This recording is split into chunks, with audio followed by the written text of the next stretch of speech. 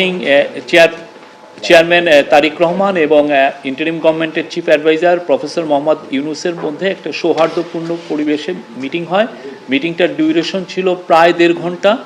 মিটিংয়ের পরে একটা যৌথ বিবৃতি ওনারা দুইজন অ্যাপ্রুভ করেছেন, সেটা এখন রিড আউট করবেন আমাদের national security adviser doctor Khalilur Rahman. বিসমিল্লাহির রহমানির রহিম। মাননীয় প্রধান উপদেষ্টা এবং বিএনপির ভারপ্রাপ্ত চেয়ারম্যান দুজনের অনুমোদিত যৌথ বিবৃতিটি আমি পাঠ করে শোনাচ্ছি।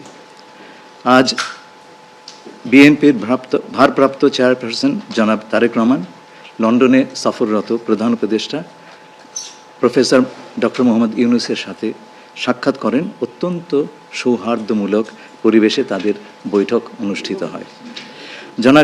জনাব তারেক রহমান প্রধান উপদেষ্টার কাছে আগামী বছরের রমজানের আগে নির্বাচন আয়োজনের প্রস্তাব করেন।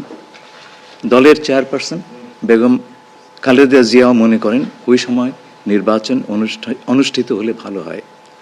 প্রধান উপদেষ্টা বলেন যে তিনি আগামী বছর এপ্রিলের প্রথমার্ধের মধ্যে নির্বাচন অনুষ্ঠানের ঘোষণা দিয়েছেন।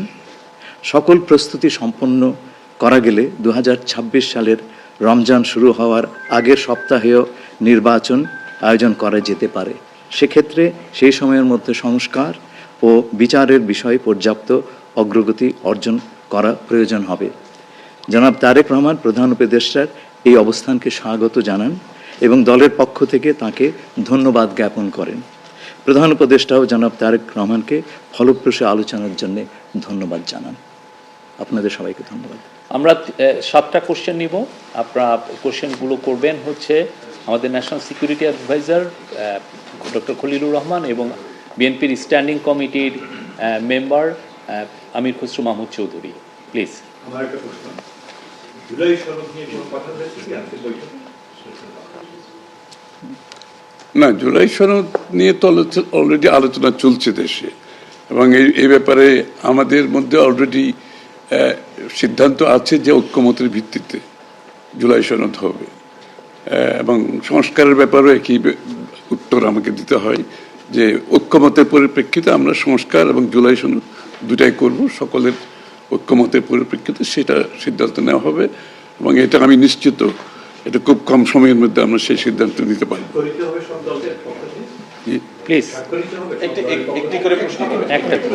হ্যাঁ, ঐক্যমত যেখানে হবে স্বাভাবিকভাবে ঐক্যমতের পরিপ্রেক্ষিতে যে সিদ্ধান্ত হবে স্বাক্ষরিত তো হবেই, না হওয়ার কোনো কারণ তো নেই। Please please please please please. উনি হচ্ছে যে যেটি বারবার যে কথাটি বলা হচ্ছে যে রুটম্যাপ, নির্বাচনের একটি সঠিক তারিখ নির্ধারণে আসলে সমস্যাটা কোথায়?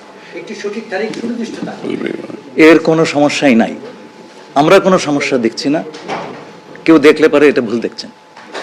নির্বাচনের সম্পর্কে আজকে যৌথ বিবৃতিতে আমরা বলে দিয়েছি দুপক্ষই, এবং নির্বাচন কমিশন আমরা আশা করব শীঘ্রই একটা তারিখ ঘোষণা করবে। নির্বাচনের কথা হচ্ছে দেশের রাজনৈতিক পরিবেশে অন্যান্য বিষয় নিয়ে কথা হচ্ছে, সব বিষয়ে আলোচনা তো হবে স্বাভাবিক।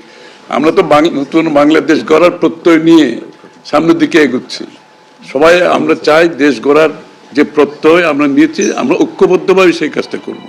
শুধু নির্বাচনের আগে নয়, নির্বাচনের পরেও বাংলাদেশ গড়ার যে প্রত্যয় নিয়ে আমরা সবাই ঐক্যমত হয়েছি, সেটা আমরা সামনের দিকে এগিয়ে নিয়ে যাব।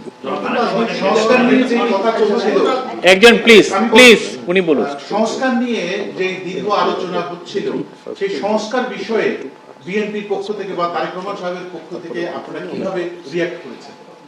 যে আবার স্যার আমি শুনি, যে সংস্কার নিয়ে যে বর্তমান সরকারের যে একটা বিশাল রূপরেখা তৈরি হয়েছে, একটা বিশাল তালিকা, সেই তালিকা নিশ্চয়ই আজকে আপনাদের সামনে উপস্থাপন করা হয়েছে। যে সংস্কার বিষয়ে আপনাদের মতামত কি? বিএনপি কিভাবে সেটাকে?